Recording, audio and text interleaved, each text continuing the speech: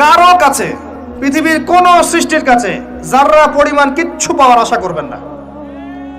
একটু আশা করবেন আপনি কষ্ট পাবেন। কারো কাছে কোনো আশা করতে যায় না, শুধু আল্লাহর কাছে আশা করেন। সমস্ত কাজের প্রতিদান আল্লাহর কাছে চান, পরকালে আপনি সুখে থাকবেন ইনশাআল্লাহ। শেষ হাসি আপনি হাসবেন ইনশাআল্লাহ। এছাড়া আমি কোনো সলিউশন দেখি না ভাই। আমি কলিজা থেকে কথাগুলো বললাম আপনাকে, আর যে কথা কলিজা থেকে বের হয় সেই কথা আপনার কলিজার মধ্যে আঘাত করবে ইনশাআল্লাহ। সব কাজ শুধু আল্লাহর জন্য করেন, কেউ আপনার আপন না। আল্লাহ ছাড়া কেউ আপনার আপন নয়। আপনি ভুল করবেন যদি আপনি অন্য কাউকে আপন মনে করেন। আপনার পলিটিক্যাল লিডার, আপনার প্রশাসনের স্যার, আপনার পরিবারের স্ত্রী, আপনার সন্তান, হাবি হাবি যা যা আছে, যদি মনে করেন আমার আপনজন, আপনি ভুল করবেন। সবাই সবার স্বার্থ চেনে, সবাই সবার স্বার্থ চেনে। শুধু আল্লাহ আপনাকে নিঃস্বার্থভাবে ভালোবাসেন। আল্লাহ পাক স্বার্থ চান না। সারাটা জীবন পাপ করে থাকলেও একটা বার দাঁড়িয়ে খালি বলেন আল্লাহ আস্তাগফিরুল্লাহ ওয়া আতুবু ইলাইহি। মন থেকে বলেন আল্লাহ আমি ভুল করেছি, আল্লাহ আমাকে মাফ করে দাও। এক মুহূর্তের মধ্যে আল্লাহ পাক আপনার সমস্ত গুনাহগুলোকে নেকিতে পরিবর্তন করে দিবেন ইনশাআল্লাহ। আল্লাহ ছাড়া কেউ নাই আপন। আল্লাহর জন্য খালেস করে ফেলেন নিজেকে, তার দিনের জন্য চেষ্টা করেন। তার দিন আজকে অবহেলিত, তার দিন আজকে অপদস্থ। সারা বিশ্বের বুকে আজকে মুসলিমরা নির্যাতিত, নিপীড়িত। দিনকে এগিয়ে নেওয়ার জন্য কিছু করেন। আপনার ক্ষুদ্র ক্ষুদ্র প্রচেষ্টা ইনশাআল্লাহ আগামী দিন ইসলামের বড় বিজয় নিয়ে আসবে। দিনের জন্য খালেস করে ফেলেন নিজেকে। আপনার সময় আছে এখন, জ্ঞান অর্জন করেন, জ্ঞান অর্জন করেন, পড়াশোনা করেন, আলেম ওলামার কাছে গিয়ে ক্লাসিক্যাল বইগুলো পড়েন, প্রজেক্ট রেডি করেন, দাওয়াতি কাজ করেন, বই লিখেন, বক্তব্য দেন, দিনের জন্য করেন। আপনাকে আপনার দুনিয়া আল্লাহ গুছিয়ে দিবে ইনশাআল্লাহ। দুনিয়া আল্লাহ গুছিয়ে দিবে ইনশাআল্লাহ। আপনি দিনের জন্য খালেস করে ফেলেন নিজেকে, আল্লাহর দিনের হয়ে যান। এবং দুনিয়া যে কাজগুলো করবেন শুধু আল্লাহ সন্তুষ্টির জন্য করবেন, কারো কাছে কিচ্ছু পাওয়ার আশা করবেন না। দেখবেন ইনশাআল্লাহ আপনি সুখে থাকবেন। একটা পর্যায়ে গিয়ে নূহ আলাইহিস সালামকে বলতে হয়েছে রব্বি আন্নী মাগলুবুন ফান্তাসির। আল্লাহ 950 বছর দাওয়াত দিলাম, মানুষ কথা শোনে না, মানুষ শোনেই না। 950 বছর দাওয়াত দিলাম, আল্লাহ আমার পরিবারের লোকও কথা শোনে না। আল্লাহ আমি পরাজিত, তুমি আমাকে সাহায্য করো। একটা পর্যায়ে গিয়ে লূত আলাইহিস সালামকেও তার স্ত্রী সন্তান ছেড়ে চলে যেতে হলো। একটা পর্যায়ে গিয়ে ইব্রাহিম আলাইহিস সালামকে তার বাবাকে ছেড়ে চলে যেতে হলো। একটা পর্যায়ে গিয়ে আসহাবুল কাহফকে সমাজ থেকে চলে যেতে হলো দূরে। একটা পর্যায়ে গিয়ে মুহাম্মদ সাল্লাল্লাহু আলাইহি ওয়াসাল্লামকে হিজরত করে চলে যেতে হলো, সাথে কেউ ছিল না। আল্লাহর জন্য ভালোবাসা, আল্লাহর জন্যই বিচ্ছেদ। ইতিহাস তাদেরকে ভুলে যায় নাই। তো একটা পর্যায়ে গিয়ে মানুষ যখন আর পারে না, তখন প্রয়োজনে একা আল্লাহকে নিয়ে থাকতে হয়। এটাই আল্লাহ পাকের মারিফতের সর্বোচ্চ লেভেল। আল্লাহকে নিয়ে থাকেন, ইনশাআল্লাহ আপনি ভালো থাকবেন। রাসূলকে নিয়ে থাকেন, ভালো থাকবেন। তার সুন্নাহকে নিয়ে থাকেন, ভালো থাকবেন। তার দিনকে নিয়ে থাকেন, দিনের জ্ঞান অর্জন করেন, দিনটাকে প্রচার করার চেষ্টা করেন, দিনটাকে প্রতিষ্ঠা করার চেষ্টা করেন। দিন প্রতিষ্ঠা করলে কারো কোনো ক্ষতি হবে না। শৈথিল্যতাবাদী হবেন না, আবার চরমপন্থী হবেন না, জঙ্গি সন্ত্রাসী হয়ে যাবেন না। মধ্যম পন্থায় দিনটাকে নিয়ে গিয়ে যাবেন, মধ্যম পন্থায় এগিয়ে যাবেন, ধীরে ধীরে সবরের সাথে।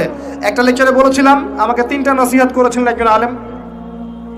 বলেছিলেন প্রথমে জ্ঞান অর্জন করো, 1, 2, তারপরে তুমি ধৈর্য ধরা শিখো, আর 3 সাহসী হও। ভীরু কাপুরুষের জন্য জান্নাত নয়, তিনি বলেছিলেন। অতএব এভাবে চিন্তা করলে আপনি ইনশাআল্লাহ দুনিয়াতে ঠকবেন না, বা দুনিয়াতে ঠকলেও পরকালে আপনি জিতবেন ইনশাআল্লাহ তাআলা। পরকালে আল্লাহ পাক আপনার প্রতিটা কষ্টের প্রতিদান দিবেন ইনশাআল্লাহ আযজা ওয়া জাল। আসুন আমরা সবাই যার যার জায়গা থেকে আল্লাহর হয়ে যাই, আল্লাহর জন্য নিজেকে খালেস করে দিই। আর আল্লাহর ভালোবাসা পেতে চাইলে তার রাসূলকে তার রাসূলের আনুগত্য করতে হবে, তার সুন্নাহ মাফিক চলতে হবে। আল্লাহ পাকের ফরজ ওয়াজিবকে ভালোবেসে আদায় করেন, বিরক্ত হয়েন না। নামাজের আজান হচ্ছে, বিরক্ত হয়ে যায় না, ভালোবেসে নামাজে যান। যে আল্লাহ আমার কাছে একটা ইবাদত চেয়েছেন, আমার রব, আমার সৃষ্টিকর্তা আমাকে একটা সুযোগ দিয়েছেন, আমার কাছে একটা ইবাদত চেয়েছেন, সিজদা চেয়েছেন। আল্লাহ আমার কাছে কি আর চেয়েছেন? তাওহীদ চেয়েছেন, সুন্নত চেয়েছেন, হালাল খাই এতটুকু চেয়েছেন, সাধ্যমতো দিনের খেদমত করে এটা চেয়েছেন। আল্লাহ পাক আমার জন্য জান্নাত রেখেছেন, আমি আল্লাহর জন্য করব না?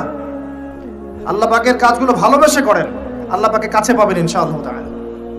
দেখবেন যদি আপনি আল্লাহর হয়ে যান, আপনি মনে মনে কিছু চাইবেন, হাত উঠিয়ে চাওয়ার আগে আপনার সামনে আল্লাহ পাক সেটা হাজির করে দিবেন ইনশাআল্লাহ।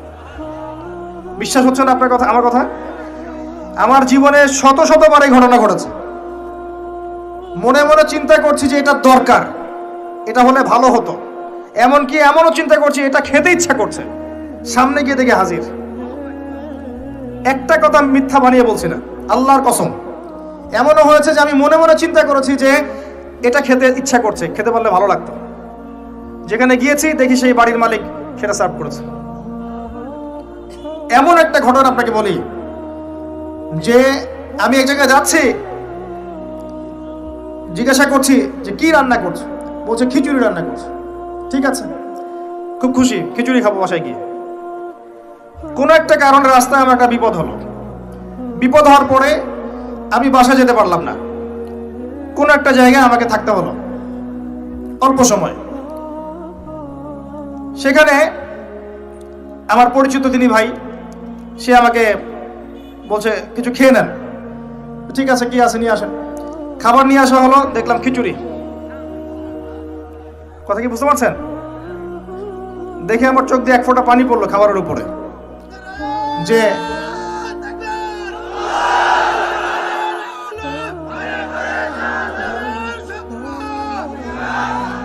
দাঁড়ান, আল্লাহ পাক এতই কাছে, এতই কাছে। যদি আপনি আল্লাহর হয়ে যান, আল্লাহর জন্য খালেস করে ফেলেন নিজেকে, আপনি দেখবেন আপনি যা চাচ্ছেন আল্লাহ পাক আপনার মনের কথা শুনে নেবেন, আপনার সামনে হাজির করে দিবেন ইনশাআল্লাহ।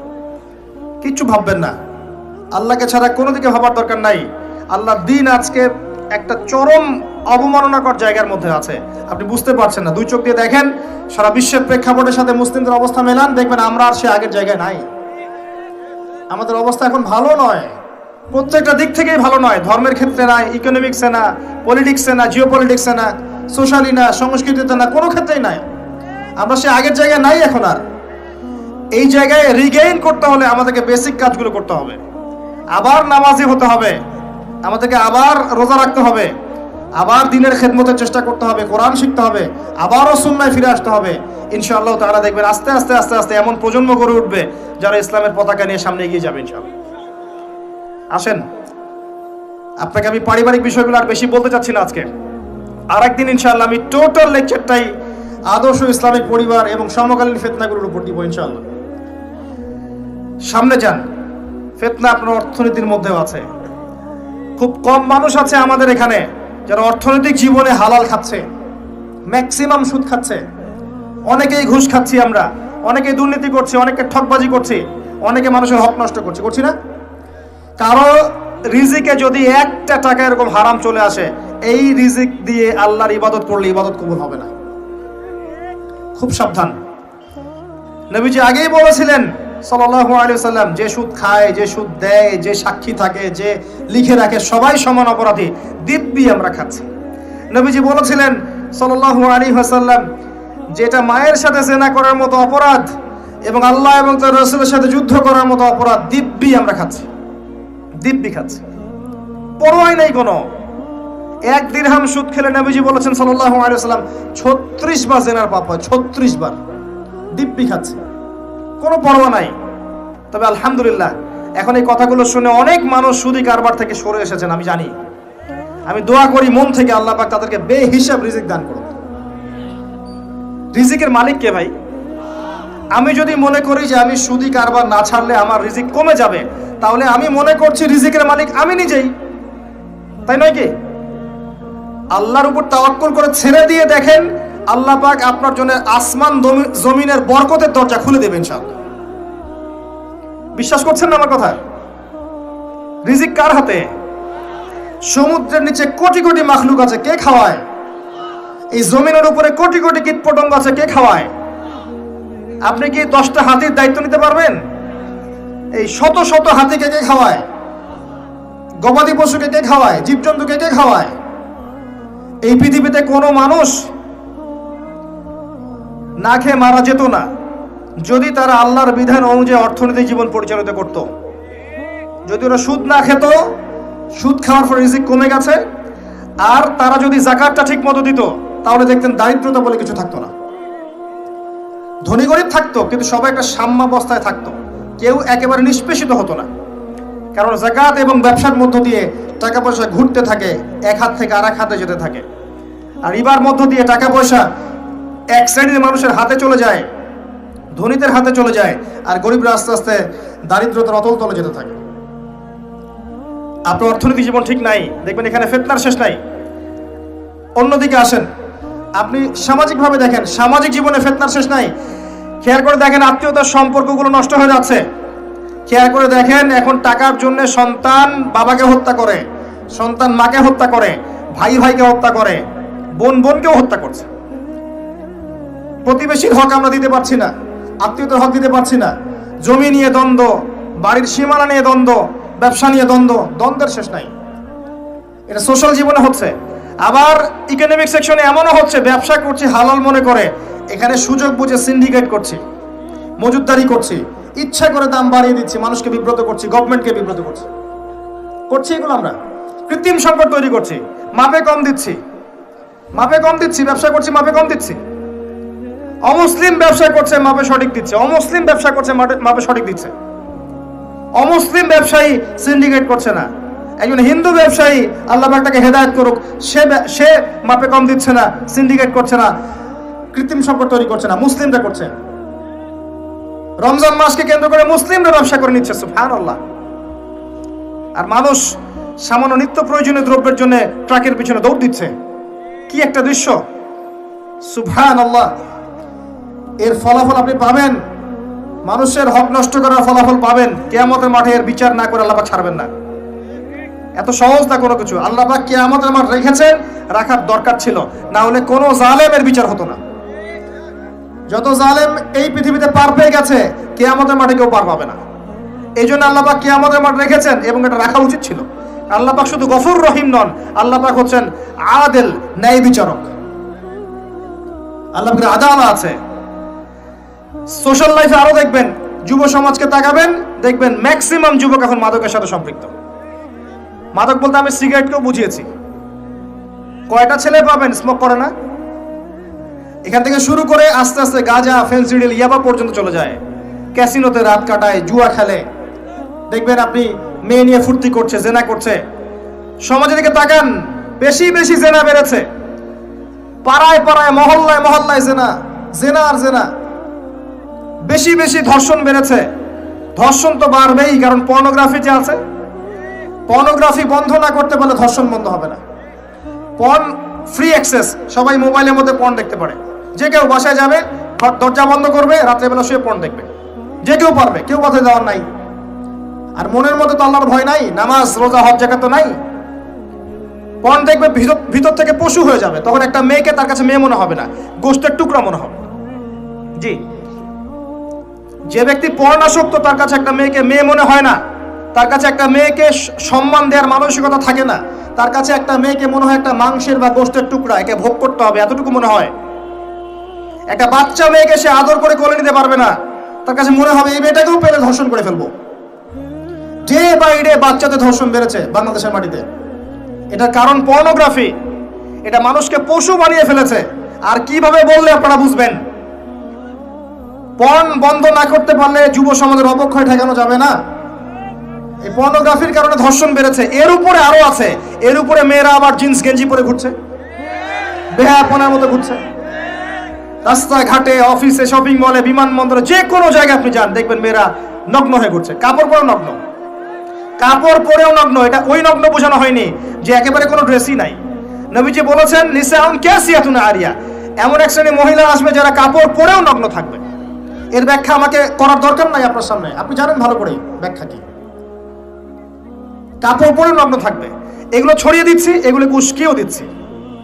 এবং যখন কেউ পর্দা করতে যাচ্ছে, বলছি এ মৌলবাদী হয়ে গেছে, সন্ত্রাসী হয়ে গেছে, এ ব্যাকডেটেড হয়ে গেছে, বোরখা পরে পরীক্ষা দিতে আসছে কেন, নেকাব খোলো, এরকম করছি আমরা ওর সাথে। জি, আবার মেয়ে ছেলে ফ্রি মিক্সিং দিয়ে দিচ্ছি। ছেলে মেয়ে স্কুল লাইফ থেকে শুরু করে একদম জব সেকশন পর্যন্ত প্রতিটা সেকশনে ফ্রি মিক্সিং পর্যন্ত। গায়রে মাহরাম একে অপরের সাথে মিলেমিশে কাজ করবে। এটা হচ্ছে কাঁধে কাঁধ মিলিয়ে সমাজ বিনির্মাণ। সুবহানাল্লাহ, লা ইলাহা ইল্লাল্লাহ, লা হাওলা ওয়ালা কুওয়াতা ইল্লা বিল্লাহ। এতে করে একে পর্নোগ্রাফি, ভিতর থেকে পশু, তার উপর নগ্নতা, তার উপর ফ্রি মিক্সিং, তার উপরে আবার উস্কে দেওয়া হচ্ছে এগুলো কাছে আসার গল্প। তখন আপনি সমাজে ধর্ষণ ঠেকাতে পারবেন? জিনা ঠেকাতে পারবেন? এর ফলে পরিবার ভেঙে যাবে। বাসায় বউ থাকবে, বাইরে মেয়ের সাথে জেনা করবে, বাসায় পুরুষ থাকবে, বাইরে পুরুষের সাথে করবে। এই হলো সামাজিক কাঠামোর অবস্থা। এর উপরে আবার আছে মাদক, এর উপরে আবার আছে আপনার বস্তুবাদী জীবন ব্যবস্থা। সব মিলিয়ে সমাজটা আগের মতো নাই। এটা ইসলামিক সমাজ। আমরা 90% মুসলিমের দেশে বাস করি, এটা ইসলামিক সমাজ। দুই চোখ দিয়ে দেখেন, আমি আপনাকে এক চোখ দিয়ে দেখতে বলছি না। এক চোখ দিয়ে দেখলে মনে হবে সব ঠিক আছে, ভিতর থেকে দেখেন কিচ্ছু ঠিক নাই।